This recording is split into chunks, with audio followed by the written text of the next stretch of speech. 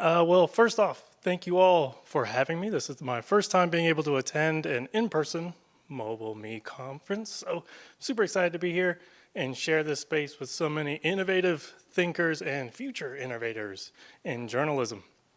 So I wanted to give a brief overview of what I would like to talk about today. I'll introduce myself and some of my research into virtual reality.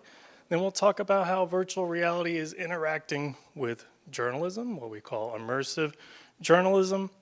And then I'll wrap up with some of what I'm calling 360 thinking in terms of getting people familiar with the idea of producing this new kind of content that is getting much easier to produce. And then of course we'll wrap up with some questions and answers. So a bit of information about myself and what brought me here. I'm an assistant professor in the Department of Journalism at the University of Illinois at Urbana-Champaign, and I study technology and society. My background is actually in sociology with a PhD in media and information studies. So I come at these topics from a slightly different angle. Earlier in the day, we talked a bit about what are the effects, what are the impacts of these kinds of new technologies? Well, that's kind of where I come into this media equation, where I look at those effects and I try to map them out. In particular, I study interactive and immersive media technologies, sometimes lumped in with new media, emergent media, what have you. But I'm particularly interested in these kinds of technologies, which encompasses things like video games, virtual reality, augmented reality, virtual worlds, all these cool new technologies at our disposal. In terms of my research, I've started studying these kinds of technologies about a decade ago now, off and on. My first project was designing a virtual safe driving program for teens when I was working on my master's program at Clemson University. And since then, a lot has happened. Virtual worlds went from being a very niche kind of thing to now we have one of the most wealthy companies in the world rebranding themselves around this new concept of virtual reality in this consumer space. And so there's key questions that kind of drive my interest in this space and the kind of research that I like to conduct. One thing is, of course, what makes virtual reality unique? It's the new kid on the block. It's the buzzword. What makes it special and something worthy of our time and energy? And then building off of that, how do we use it effectively? What are we going to do with this technology? And I like to look on the pro-social side of things. So how are we going to use this for some sort of social good? Something that journalists are doing already by informing the public about what's going on around the world. And ultimately, how do technologies like virtual reality impact the way we communicate fundamentally by giving us a new way to potentially communicate with one another? And so I'll give some overview information on some of my virtual reality related studies. We won't go too deep into the weeds here. I like to start from the beginning with a study that came out of my very first experience with virtual reality. So quick question, how many people have tried virtual reality in this space? Whoa, almost everybody. We've come a long way. That's a good indicator. Well, if I were to ask that same question not very long ago, nobody's hand would go up. And that's one of the things that interests me as well. So we had our consumer VR revolution not too long ago with the first consumer-grade headsets hitting the market, Oculus Rift, HTC Vive, headsets like this. Before they were actually on the market, HTC was touring their VR equipment around college campuses, letting people sign up for tours where they could try it out. Of course, I'm a nerd. I signed up for that. So I show up, and HTC Vive was one of the highest end consumer-grade headsets at the time. It allowed you to have room scale, tracking, all sorts of great new tools. And they put me into the setup, and they ran me through a bunch of very typical VR experiences. I was shooting zombies and whatnot. Very cool. New experience. New way to interact with digital world. But what actually impacted me the most was a short little experience called The Blue. Here's a screenshot from The Blue up there. The blue's about 2.5 minutes. You find yourself on the deck of a sunken ship. So I'm looking around, I'm seeing all this sea life, manta rays. I'm seeing light break in through the top of the ocean. And in the distance, I hear a whale call, and this humpback whale swims up to me. It stops, and I have this moment with this creature that I never would have had a chance to meet in the real world. I'm on the bottom of the ocean, meeting this majestic creature that now I can see the scale of this creature. It's massive. Its eyes the size of my head. And during that 2 minutes, I felt something. That's not what I expected to experience when I tried VR. I thought it was, oh, this is going to be really cool. This is going to be really fun. But I felt like I was at the bottom of the ocean. And more importantly, I felt like I had just met a whale. And so after that experience, I thought maybe other people are having similar reactions to this kind of technology. So what better way to start than testing the blue? So my first experiment was looking at comparing this virtual reality experience of meeting this whale with traditional two-dimensional monitor viewing of meeting this whale. So 2D non-interactive versus VR and 3D interactivity. And over the course of this study, I found some interesting things. One thing is that simply being in virtual reality didn't have the effect. What was effective was that people in virtual reality felt present on the deck of that ship. They felt like they were there in the ocean. And more importantly, they felt there with the whale. And those two things, the same two things I felt that day, led people to feel more connected to nature, more environmentally conscious, support conservation, had greater activism intentions. I saw a sway in their environmental attitudes overall, because we all experience the world and it teaches us things. But something as abstract as the environmental threats that we face, not as easy to connect with on a day-to-day basis. We're driving to class, we're driving to work. We don't see polar bears floating on sheets of ice. We don't see whales dying all the time. We don't see environmental threats. But suddenly, in virtual reality, when we're allowed to connect with nature, even though it's a digital recreation, it had a persuasive impact on the people that went through my experiment. So I thought this was interesting and worthy of follow-up. So for my dissertation, I conducted a similar study with another megafauna that's endangered, elephants.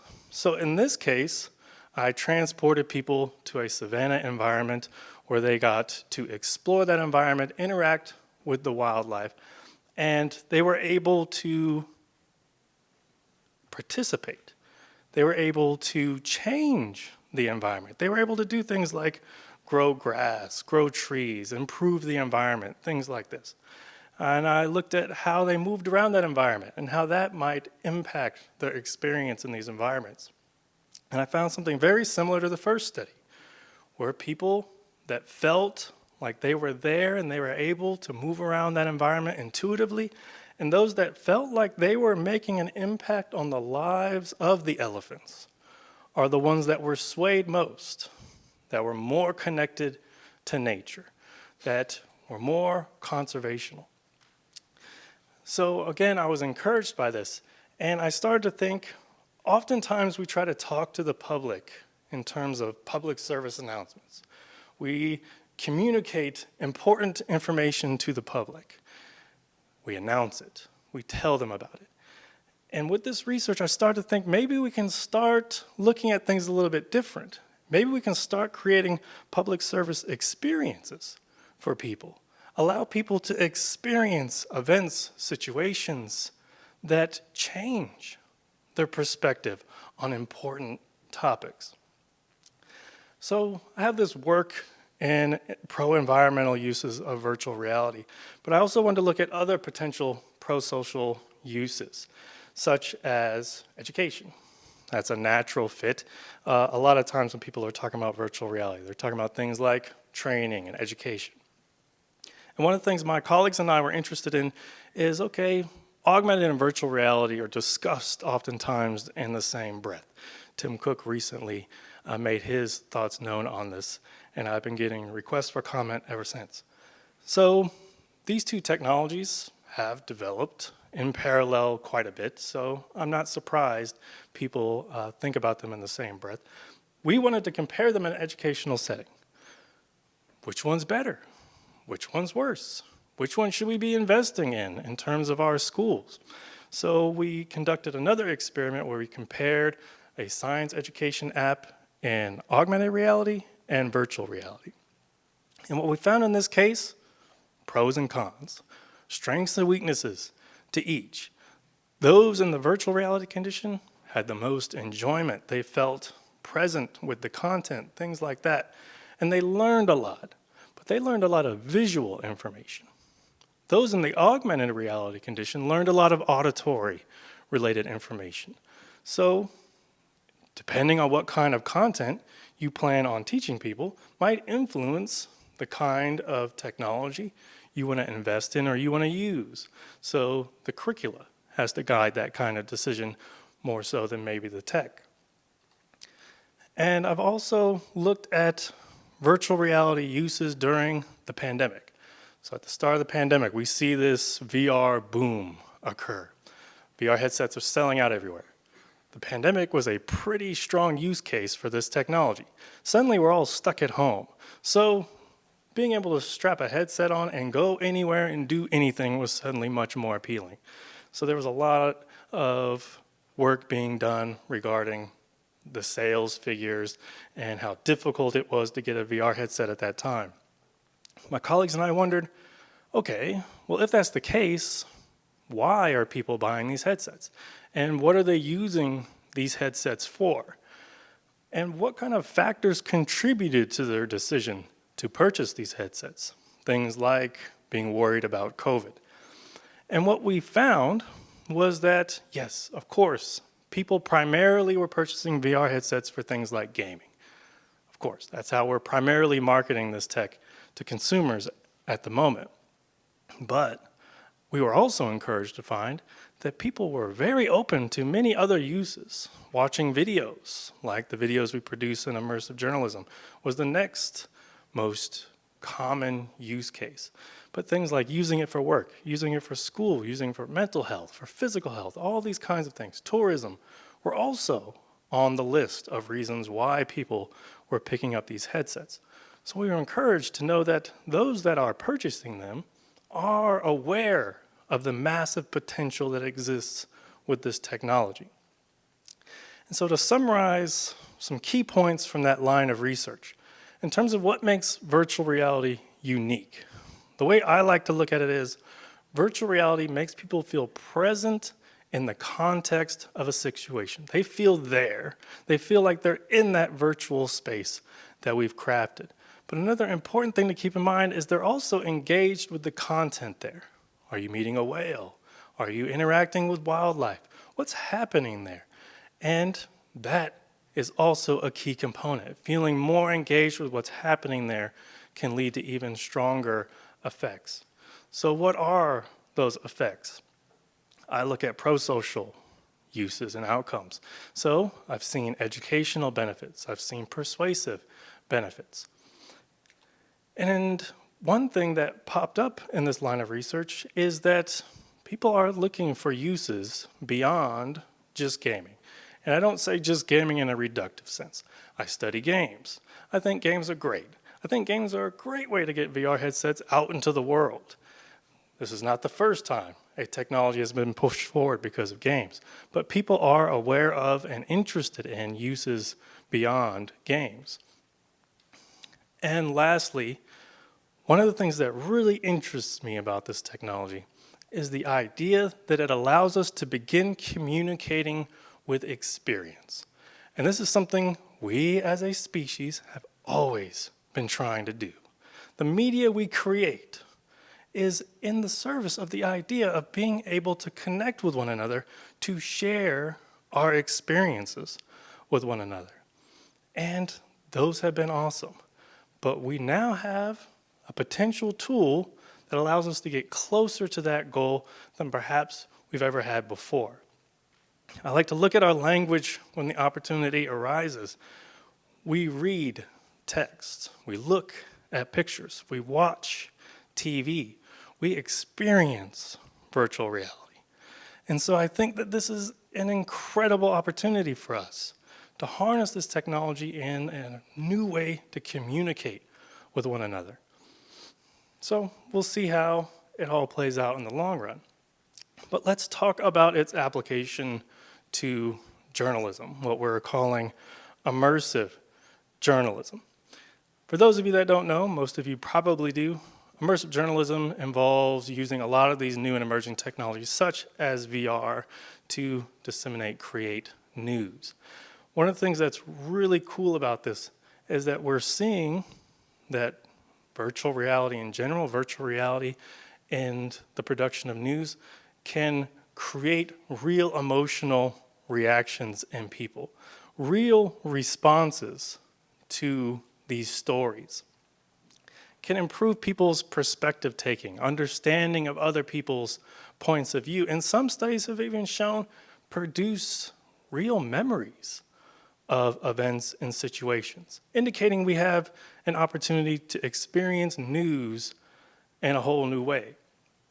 Now, oftentimes with my students, they have had very little to no virtual reality experience. And I love that because in my class, you're going to leave with the confidence that this is a technology that you can use effectively, quickly, cheaply.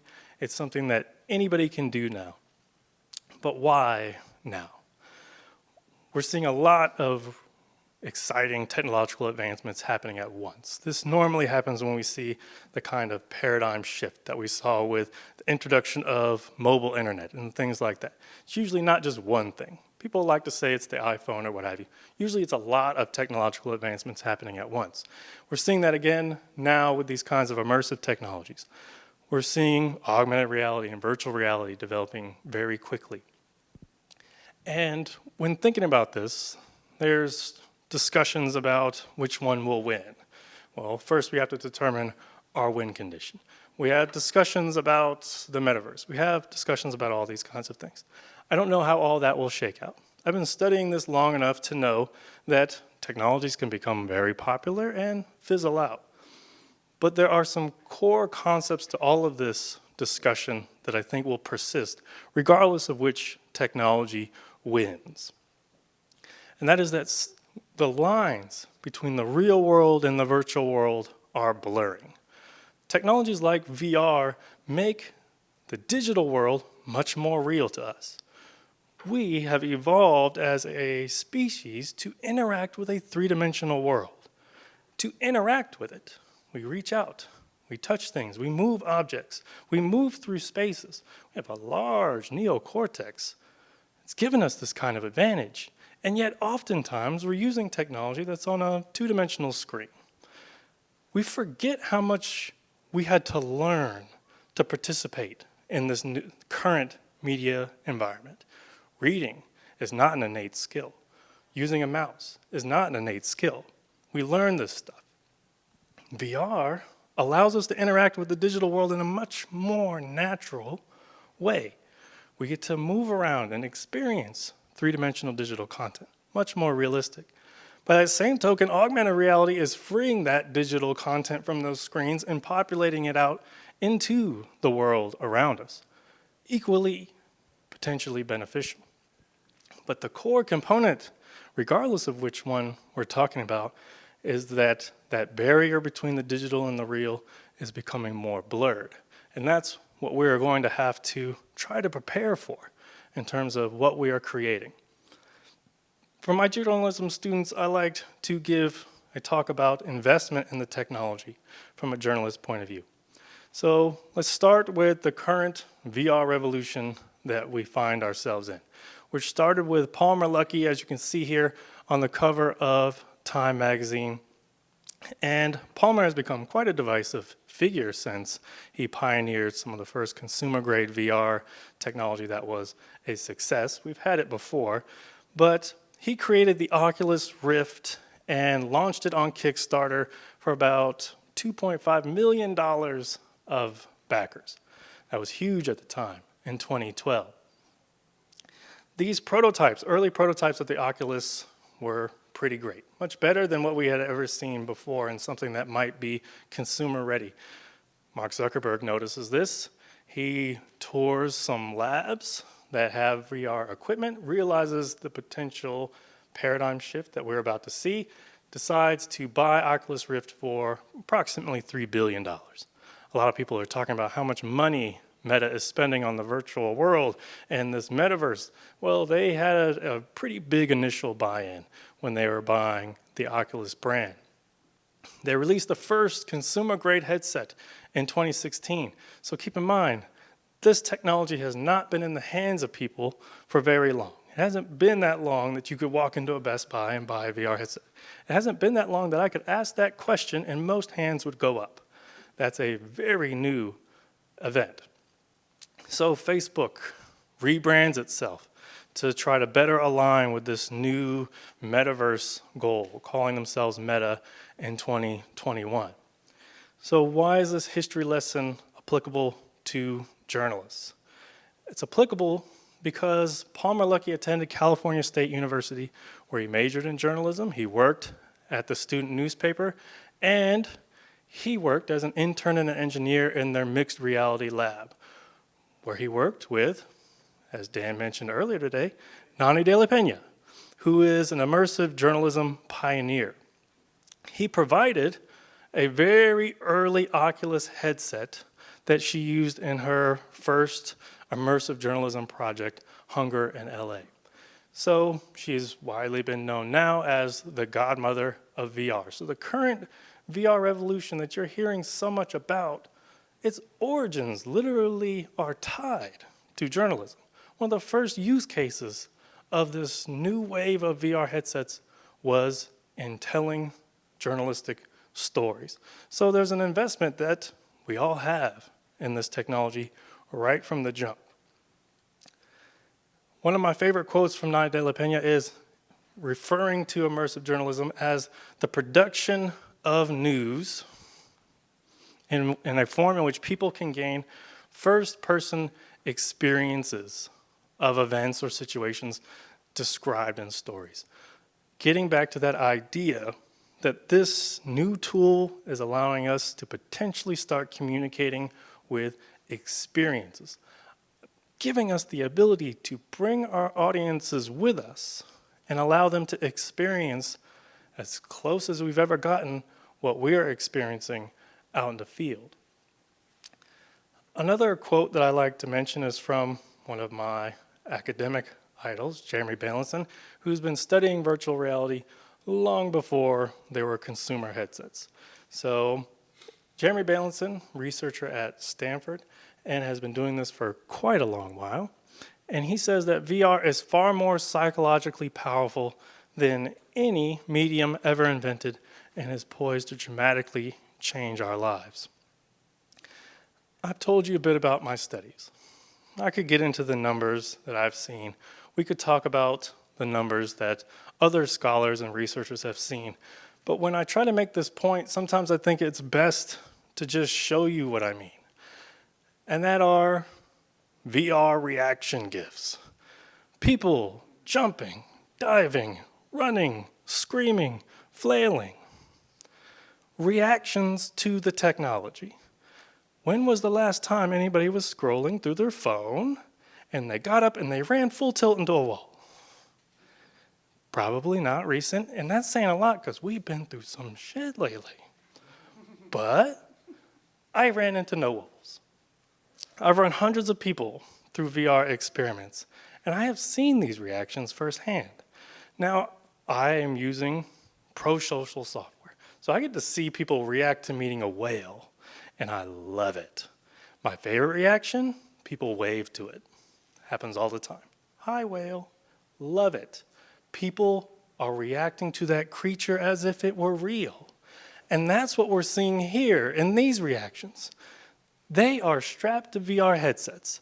They know they have a VR headset on, but they are reacting as if it were real because the technology has gotten good enough that it tricks us. The illusion that this is not a mediated experiment can now be created. So I think this is a very good demonstration of how we now have that ability to communicate in a whole new way with all new impacts. But how do we make it? How do we make it quickly? How do we make it cheaply? How do we make it efficiently? The idea of creating VR for most of my students is incredibly daunting. Most of them have never even tried a VR headset on. So I tell them, don't worry, by the end of this class, you will have been able to make it, and you will feel confident that you could do it again and do it quickly. That's because there have been similar advancements in camera technology, along with headsets. What we call omnidirectional cameras, aka 360 cameras or spherical cameras. Many of you have probably heard of them, maybe even used them before. But these cameras are now allowing us to produce this content fast, cheap, and easily. And it's getting faster and cheaper and easier every year. There are distinct limitations to producing VR in this way. I'm not trying to gloss over those limitations. What I will address towards the end of the presentation is how we can fix those problems, and we will fix those problems. So for those of you that haven't tried one or used one before, essentially a 360 camera, typically at least two lenses, fisheye lenses on either side of a camera that is capturing about 180 degrees of video, or you're taking a picture. Software then stitches those two halves of video together to produce an overall spherical capture of an environment. This is great for virtual reality production because we can put a person in the middle of that sphere. So essentially where we put our camera, we have to think that's where we're putting our audience. Our audience will have the same perspective as the camera that we place in that environment. What gives them a greater sense of agency and interactivity compared to traditional video is that now they can choose their perspective of a scene. They can look up, down, left, right, they can tilt their head. That's great. That's also one of its limitations. That's 3 degrees of freedom. For the ultimate immersive virtual reality experience, we want 6. We want people to also be able to bend down. If I were to capture a scene right here, I would capture you all on this table, on this podium. But what if I wanted to look under that table? What if I wanted to look to the side of this podium? Camera's not going to catch that. So it's not fully immersive in what we normally associate with virtual reality due to the limited degrees of freedom there. But it's still interactivity, and that can still have an impact. 360 cameras have come a long way in a short period of time. We talk about how quickly VR has developed. I'm just as excited about how quickly 360 camera technology has developed. In 2016, we were strapping GoPros together and stitching it all up, and that was a nightmare. It was not easy, not intuitive, and it was expensive. But not long after that, GoPro releases a much cheaper consumer camera that allows us to start producing this content for a lot less, but it's still pretty cumbersome. A couple years later, we get revisions, we get a much more intuitive camera system, a much more ruggedized camera system, but what's most important to me is not so much improvements on the lens technology or the touch screens. What's best for me and my students is that the editing pipeline gets easier and easier each step in this process. Stitching together that footage gets a whole lot easier. And now, my students can do it on their phone. It used to require big editing rigs with graphics cards and all that. And yes, you still want that if you want to produce the very best kind of 360 experience possible. But I was teaching this class during a global pandemic where my students didn't have access to editing bays anymore. So we did that stuff on our phones, and it worked. So the technology is becoming much easier to use out in the field, and now we can produce that content out in the field too. So I'll give, hopefully this will work, some quick demos of what some of my students have done. Hopefully this is not too loud. All right, it's already muted. So one project that my students worked on is they wanted to create the experience of being at a U of I basketball game. Now this project in total, they probably only worked on it maybe a week. The actual idea from conception to filming, 24 hours. So this is something that they did very quickly, and it turned out pretty great. I'll show just a couple of the scenes that really stand out to me as some of my favorites. One shot they got is the center of the court shot, and one of the reasons why I love this shot is because after this course I had loaded up some of the student videos onto a headset. I had taken it home for Christmas, and I showed this to my father-in-law, and he was blown away by it. And I was like, there's something to this tech. And one of the things that he loved was that he could look, and he could look up, and he could explore the environment on his own, and he could see the big block letter I above the stands. My other favorite scene is the one where the camera is in the audience during a basket, and the audience goes nuts. One of the things I love is that the camera starts to shake. We're capturing just how visceral those kind of reactions are. You can feel them. And this was particularly pertinent because this was filmed right before the pandemic, when suddenly we didn't have access to these kinds of experiences anymore. Didn't know it at the time, but this was going to have potential archival value. And that's what got me thinking about how we could capture history using this technology too. Another student project that emerged out of this course was that we have a really great cultural center called the Japan House on campus, and it's a wonderful spot. Students love conducting various projects here.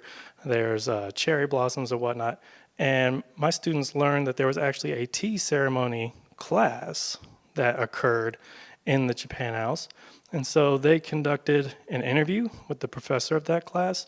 And one of the reasons why this is one of my favorite scenes is because in 360 people can still explore. They can't walk around, but they're going to explore. They're going to look at the stuff you didn't intend them to look at. And that gives them the sense that they can explore and discover things on their own. And one of the things that I loved when exploring this environment was looking up and seeing all the cranes that I had no idea were there. If that was traditional video, wouldn't have been able to find those, but loved looking up and seeing those. They also filmed during a class so that people could get that experience of being in the tea ceremony class. And they wanted to have an experience that was very calming and very soothing. So they even have, towards the end, kind of a moment of Zen where they're out in the pagoda area just relaxing. I think I might have pushed the system too far. Here we go. Where just for a minute, you can sit down calmly and experience just the sound of nature in this environment. So going for different kinds of experiences. And so again, my students produced that with very cheap consumer grade cameras and did it very quickly. And the editing workflow is a little bit more complicated, but not that bad. But let's say you don't have access to VR, you're not interested in VR. I like to say 360 video is backwards compatible. We can use it in a lot of different ways. We can embed it into a website and drag and drop like we just did right there. We can also use our phone like a magic window where we can tilt our phone and use the accelerometer to look around in that environment.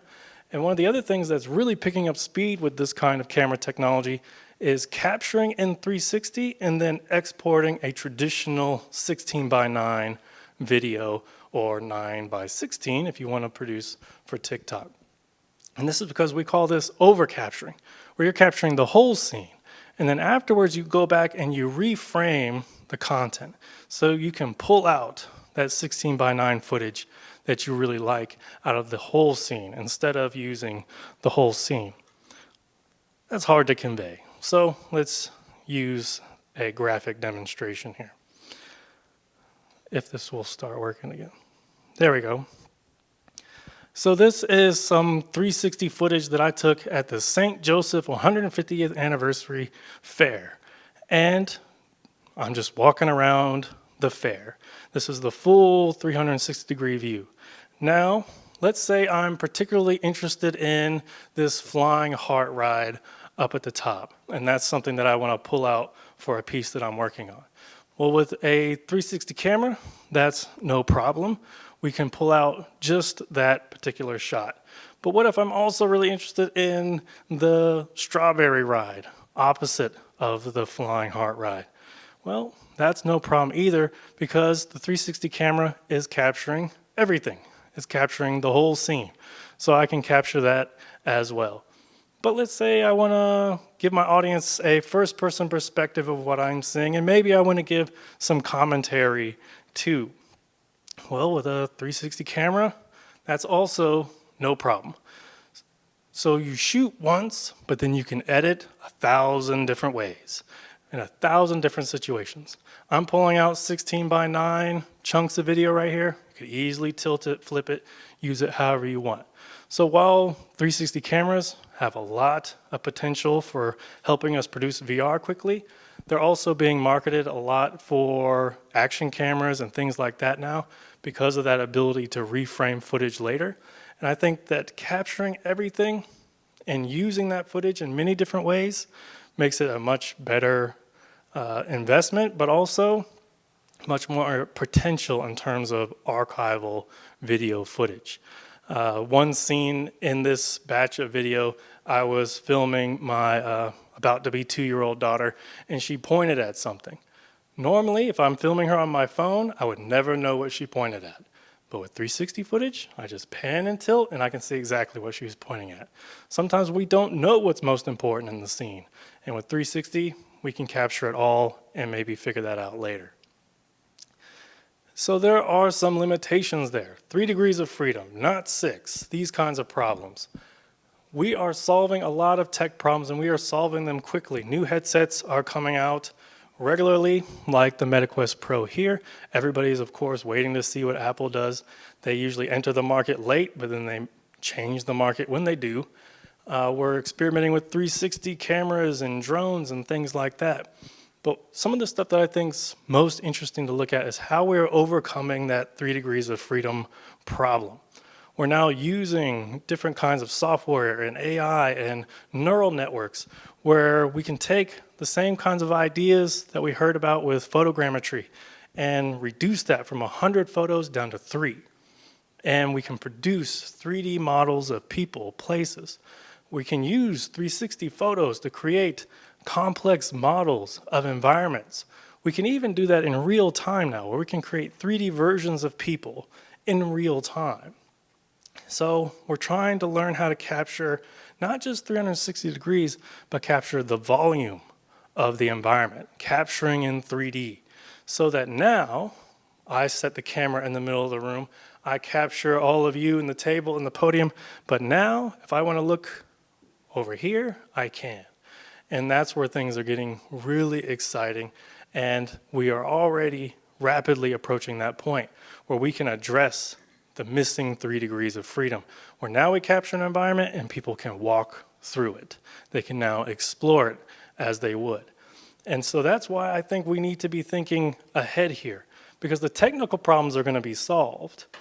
That I see as inevitability. The much more complex problem for us to solve is social, because we have been using two-dimensional screen-based media for so long that we think it's normal. But what's next? How are we going to be ready for that? How are we going to produce for that? How are we going to start thinking outside of the box that we've normally been thinking in, the frame of the screen? So, a lot of opportunities there, a lot of challenges there. We'll solve the technical ones.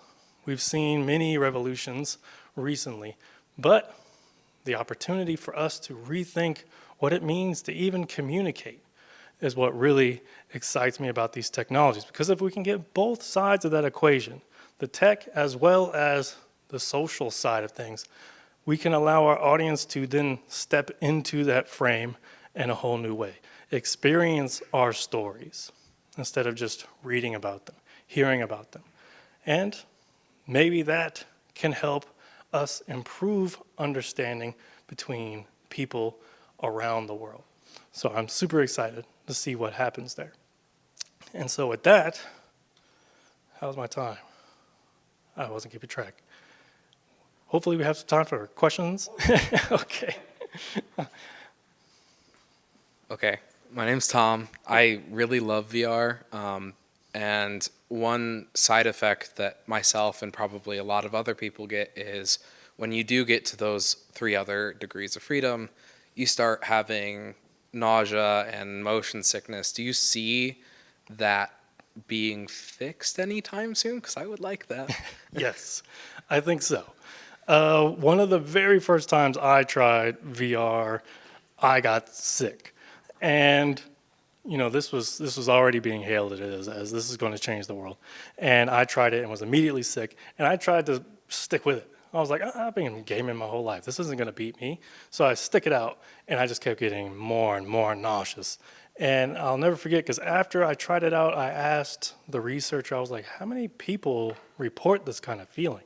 She was like, yeah, about 33%. I was like, whoa, that's a huge chunk of the potential market that's walking away sick. And I was sick for that whole day. So yes, that's a problem. Our technology and the way we design our experiences have both evolved recently. We've gotten much better at figuring out what's happening, why people are getting sick, and addressing that problem. But you bring up an interesting point, which is the degrees of freedom problem.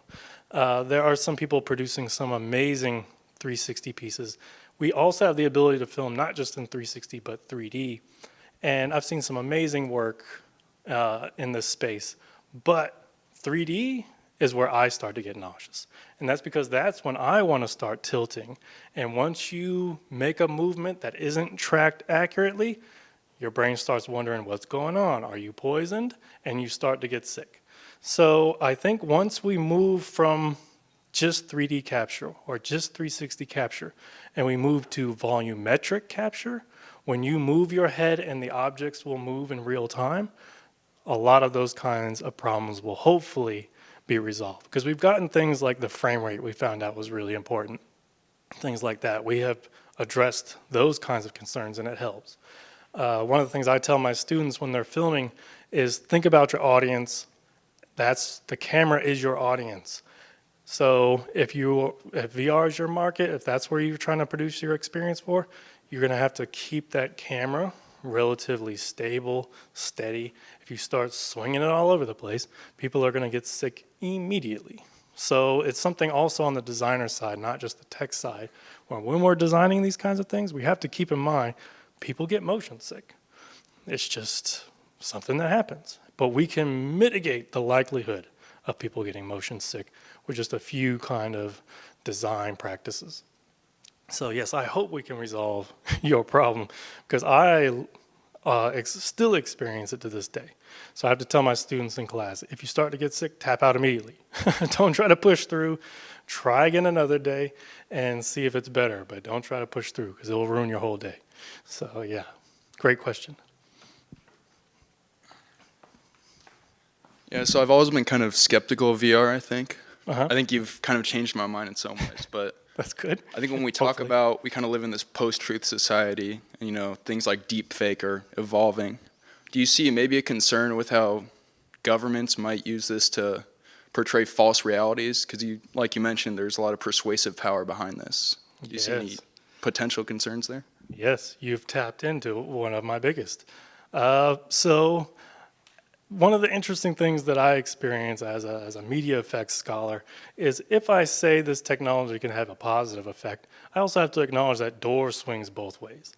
That if it's having this persuasive impact in a positive direction, that people could potentially use it persuasively in the wrong direction. So that is something that I have considered. I did try to get some funding to address that very problem. Funny thing, Facebook wasn't interested in funding that. Surprise, surprise. So that's still something kind of on the back burner that I want to look at.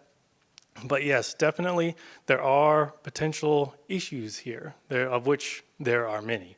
I don't address them in this particular talk, but there's a lot of ethical groundwork that we're going to have to try to figure out going forward. I study technology and its impacts on society, so I've also looked at society and new tech adoption trends.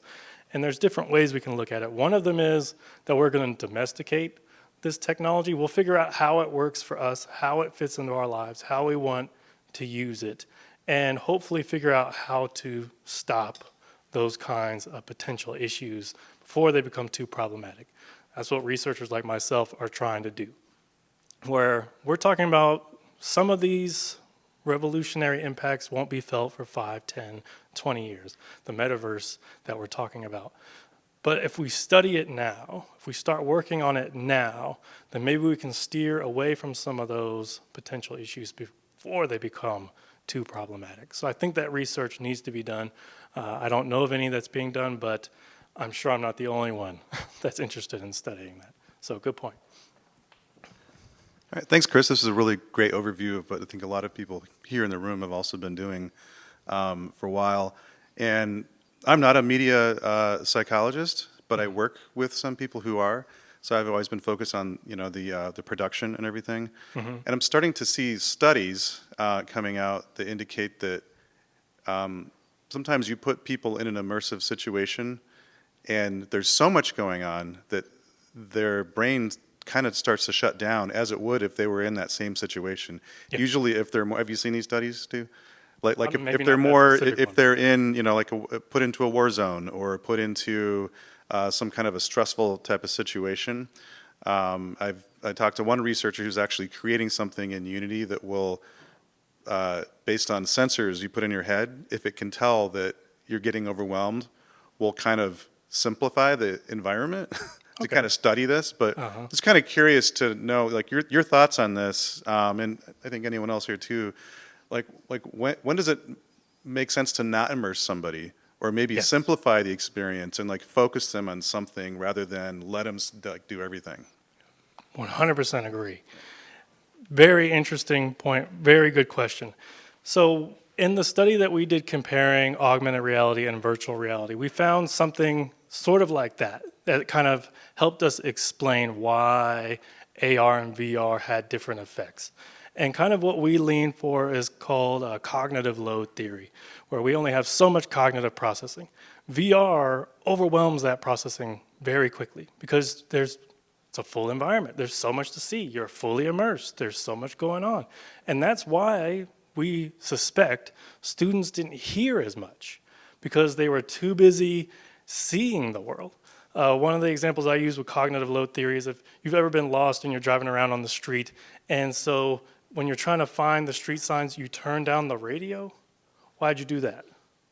You did that because subconsciously you know you have limited cognitive processing. And so by reducing the audio, you're able to focus more on finding the street signs.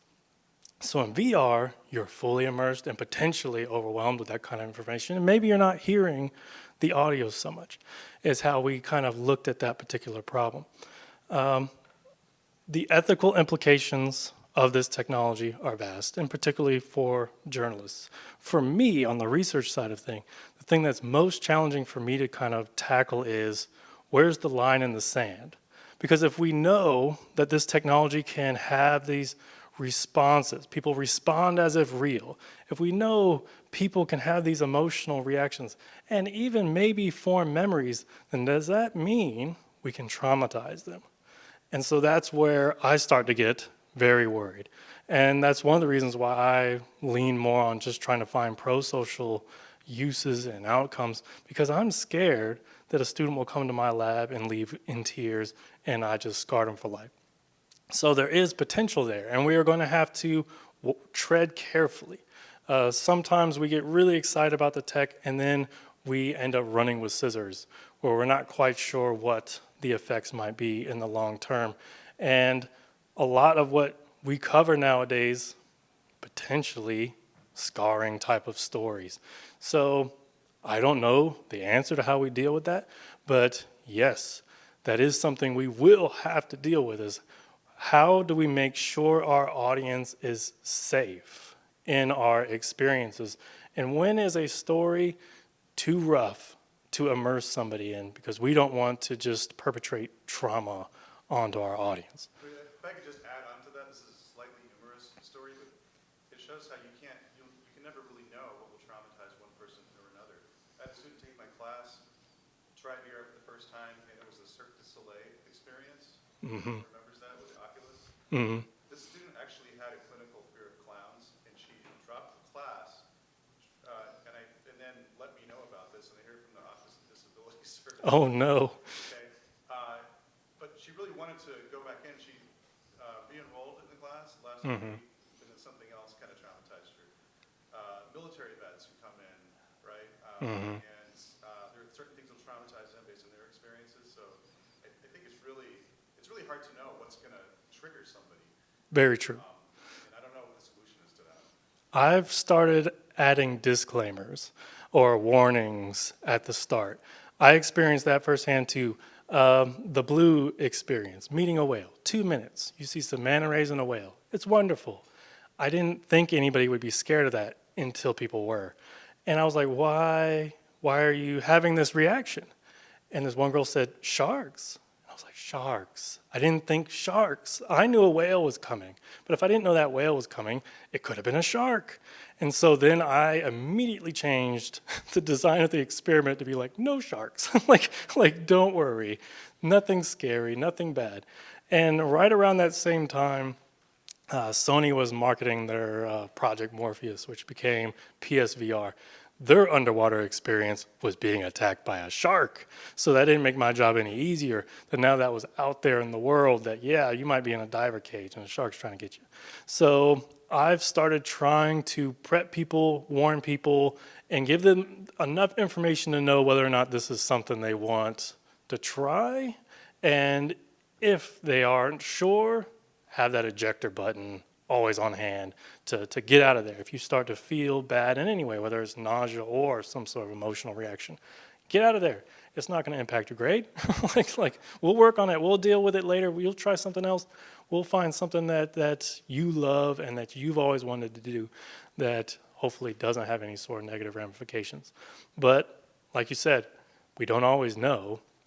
So I just try to prep as much as I can before. And that I never would have done that if it wasn't for that girl saying sharks. Once she told me that, it was like a light bulb where it's like, okay, I totally get that. So I need to start prepping people that they don't have anything to worry about here. So yes, very good point.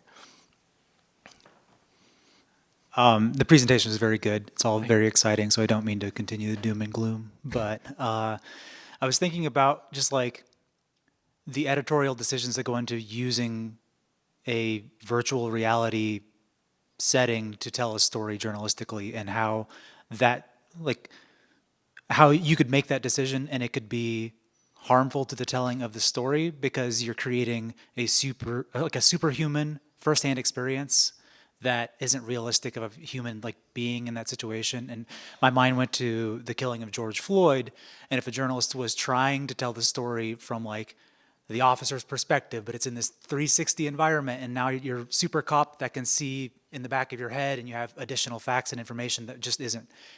They're all factual, presumably, but it's not like representative of what the situation was. How do you feel about like making the editorial decision to even use VR and 360 in like journalistic settings? Well, one of the ethical challenges we kind of have to address there is we're recreating reality, right? So how close can we get? And so it can be something as simple as if you're recreating reality and using computer graphics, how accurate is the color of the sky, for example? In this kind of situation that you're talking about here, so it becomes very tricky to try to figure that out. I don't have any editorial experience, so I can't speak as to that. What I can speak to is people in 360 video in particular. This isn't the fully immersive, interactive kind of experience that maybe is marketed and the video game-esque type of experiences where people have a lot of interactivity. One of the weaknesses is you are a fly on a virtual wall, for example. Some people refer to it as they feel like a ghost in 360 video because everything's going to happen around you and you don't have any impact on it. So if you're going through a scene like that where your reaction might be to intervene, you don't have that kind of agency in a 360 video. Your agency is locked to being able to choose your perspective. And so there are certain types of stories, if agency is something that is going to be potentially problematic or detrimental to the story, where people aren't able to get an accurate feeling for it, or if, in your example, could be potentially traumatizing, then yes, then right now, I would stay safe and veer away. You could still use some of the technology and other ways that's less immersive and that might still be useful. But in recreating those kinds of experiences, I would leave that to the professional that I am not. All I can speak to more so is on the effects that we see. And with that kind of story, I would be worried about the issue that Dan and I are discussing, where it could be potentially traumatic to kind of go through that kind of thing. And so I personally wouldn't want to disseminate that kind of thing or experience that kind of thing in as close to firsthand as we have. Yeah, and you had mentioned how the VR experience, people were saying like they feel like it's a first person experience, and that's not always maybe the best way to tell a story, is letting someone experience it in their mind when there's a lot of other things happening. For sure. Whether that should be restricted or, however you want to tell it. Yeah, and one of the things that I point out when discussing these kinds of things is that virtual reality, augmented reality provide tons of opportunity as well as tons of challenges, but we are a long way from these technologies replacing anything. So all the tools and the toolkits that we already have, still useful. There's still stories that we're going to tell using all these other media. These can be additive. They can help us tell stories in new ways, but they don't eliminate the tools we've had previously. They augment them. So certain stories, we have figured out ways to disseminate that information effectively already, and maybe VR doesn't need to be brought into that, and that's okay. I'm not one of the people, as much as I might appear or sound evangelical about the tech, I fully acknowledge limitations, and I don't think it's something that we're going to spend 12 hours a day in like Mark might want.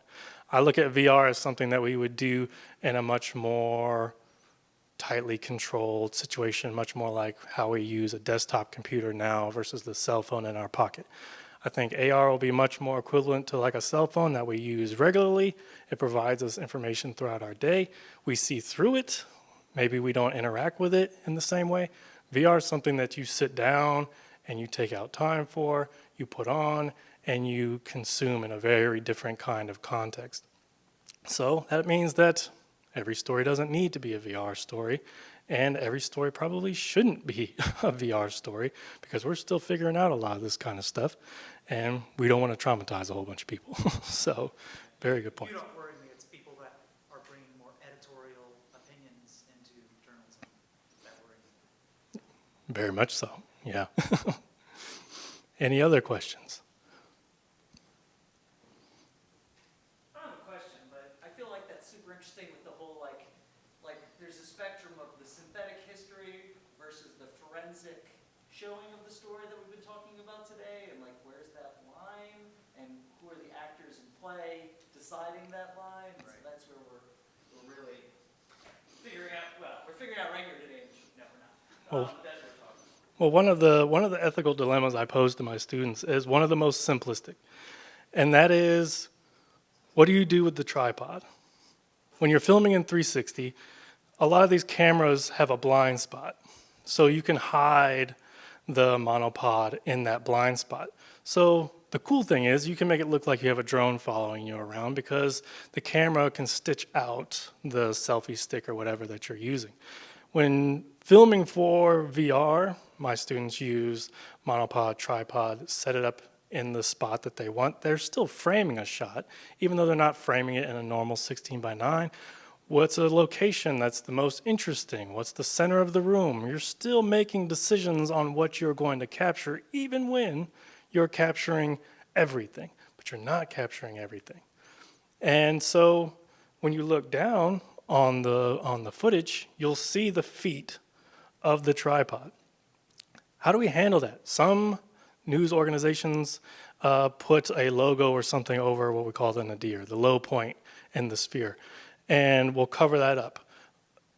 One of the things my students, I challenge them with is, where are you going to be in this footage? In the Japan House footage, if you looked really closely and listened really closely, you could hear my students giggle because they were hiding in the bushes. Because one of the things I tell them is, like, where are you going to be? You're going to set the camera and you're going to click record. What's your role in the scene? Are you going to be the reporter guiding somebody through it, or are you going to let them have the scene to themselves? What's your role? And what are the ethical implications of that? Because if people are reacting to this as if it were real, they need to know that it was the perspective of a journalist, that it was created by a person, that this is close to reality than maybe we've had before, but it's still an abstraction of reality. Closer, but not perfect. And so acknowledging that a journalist is there and produced it, I think, is also an important step in that process. Setting a scene. If it's just plopping down a camera like most of my students do and then rolling with it, but what if you stage a scene? And that might change things a little bit. So I tell my students, leave the tripod so that people will always have an anchor point where they can look down and remember, oh, this was something that was produced, this camera was placed here, and that there is some sort of accountability there. So yeah, these are the kinds of things that we have to work out and we can have discussions about. I don't have the answers there. That's something that cumulatively we'll work towards, hopefully as this technology matures and we domesticate it a little bit more. So good points. Any other questions, comments, concerns? Should I buy a headset today, or should I wait for them to get cheaper? Well, unfortunately, they're getting more expensive now, aren't they? Meta increased the price of their Quest by $100 and then released the Pro for $1,500. So apparently the window to get it cheap has closed. So I don't know. I've been waiting for that Quest 3 to drop, but I guess that's going to be a little while now. But it's still a whole lot better than it was, because the VR equipment in Jeremy Bailenson lab was $30,000, and now I can go to Best Buy and get something much better for $400.